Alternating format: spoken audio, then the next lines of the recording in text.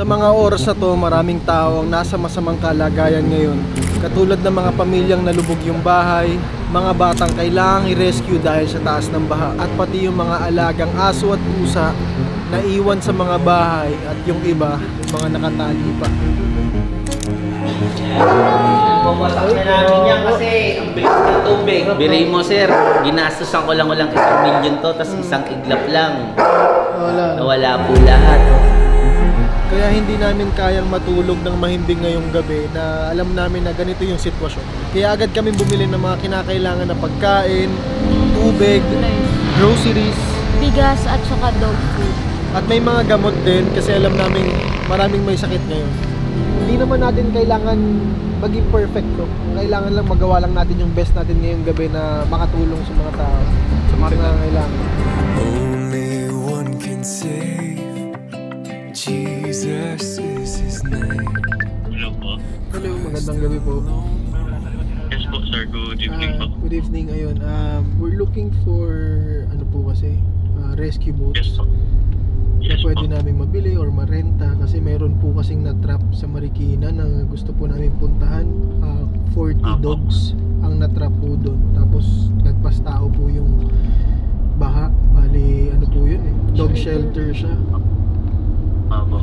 Opo. So, ask ko lang sir kung pwede po ba naming makahingi ng tulong po regarding po sa bangka.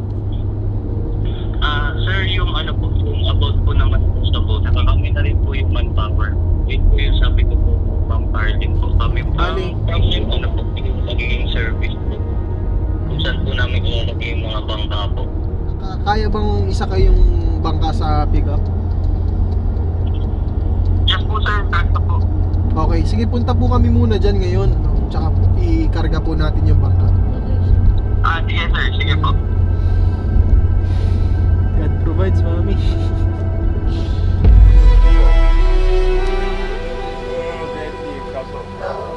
Ito yung bangka nila, oh. Wow. May bangka na tayo galing sa BFT. Si Vince, siya yung... Ay, Vince, brother. Ako yung OIC ng mga diba din. Bale, kakatawag ko lang kasi dun sa Marikina. Meron nga dong na-stranded na sobrang daming aso. Sisilipin natin yung sitwasyon doon.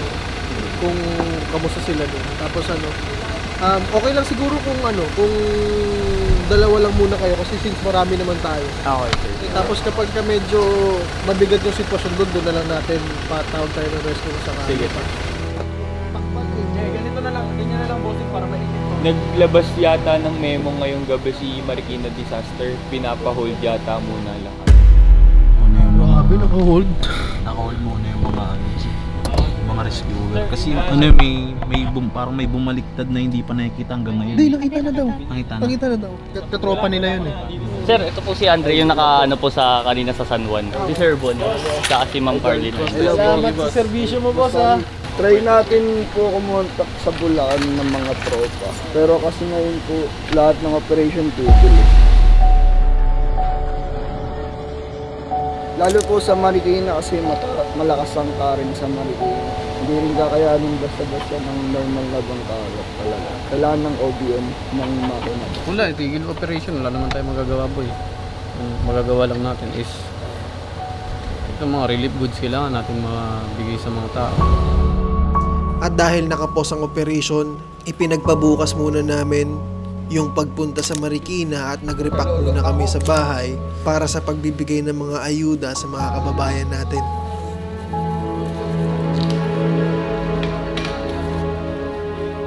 Pagtapos mag-repack ng relief goods ng buong madaling araw, dumiretso na agad kami papunta sa Quezon City at Marikina kung saan ito ang bumungad sa amin.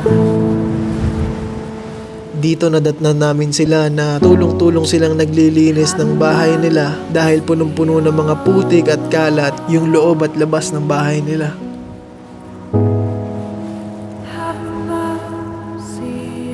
At habang rumoronda kami at umiikot sa kahabaan ng Marikina, dito na kami napansin ng mga kababayan natin. Ay no, si Boss Paul!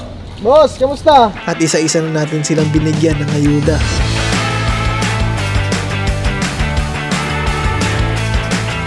Alright! Alright, nandito na tayo sa Marikina. Ano pong barangay to?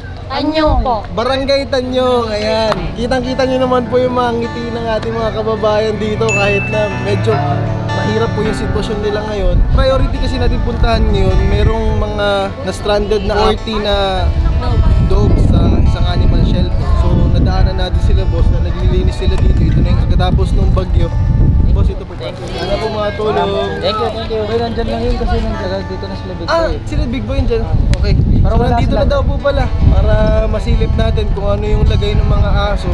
Kasi abot tao dito. Boss, gano'ng kataas yung tubig dito, boss? What? Hindi ka second floor? So grabe yung second floor. Hello po. Favorite ka niya. Ako, salamat po. Tignan niyo si Kailin, bumaba dito sa putek. Ayan. Tulong mo.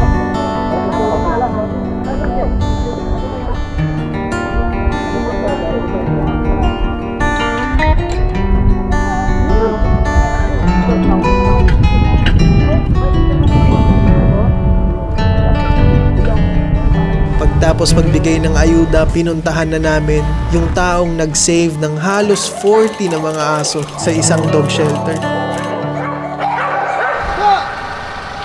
Hirap talaga. Ah, nice. Padayon sa laban sa kinabuhi.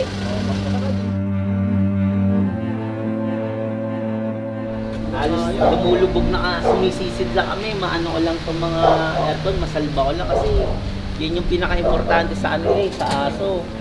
Sa setting kennel.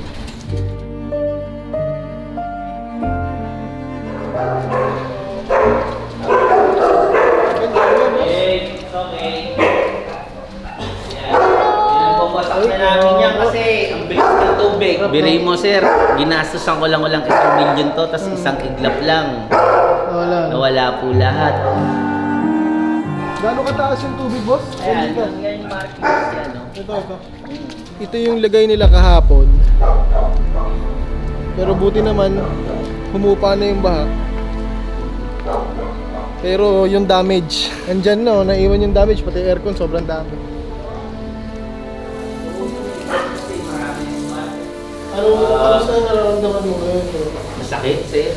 Alam mo, magdamag akong hindi natulog. Mamasta ko itong solution. Sabi, pinaghirapan ko ito eh. Isang ano lang. Sabi ko, paano ako gumisan? Pero ngayon bro, wala ka na bang iniisip na kung ano sasabihin ng tao sa'yo? Wala Hindi na importante yun bro eh. Wala, hindi na importante sa akin yun. Basta ako mahalaga, buhay yung mga aso nila. Yun na lang inaano.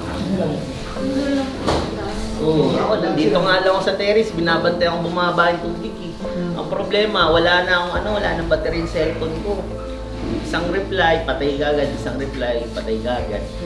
Ang inano ko na lang hindi ka ng pagsubok ng Panginoon ng di mo kaya. Kumbaga, nawala lahat sa'yo, pero alam ko may plano yung Diyos. Grabe, hirap ng sitwasyon. Parang trauma, mas ikaw bro, natatrauma ka bro eh. Pansin ko sa...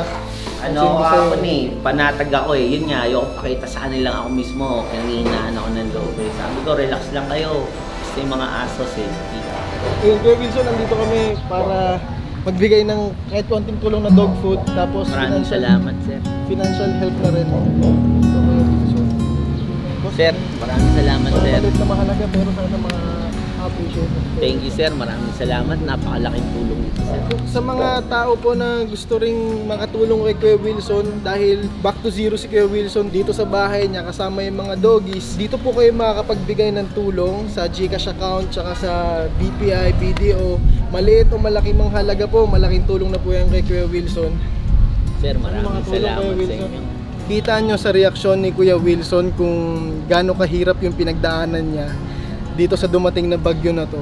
Nakakatuwa isipin kasi sa dami ng mga aso niya, 40 dogs ang na-save niya at nilagay niya doon sa second floor ng bahay niya kasama ng pamilya niya para lang ma-save yung mga aso. Actually, namatayan siya ng isa. Ayun. Pero na-save niya yun, kaya lang out of nowhere, bigla na lang nangisay. Ito. So, hindi na niya na-revive.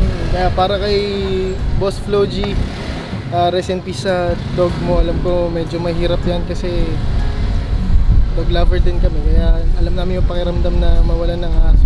At syempre, yung buong Marikina, dahil hanggang ngayon lubog sila dito. Putik yung inaapakan natin ngayon at until now, recovering sila nung kanilang mga bahay. Huwag po sana tayo mawala ng pag-asa dahil makakabangon din po tayo. Tandaan nyo, bagyo lang yan. Pinoy tayo. Yeah. Padayon! Padayon mga Pilipino! Salamat po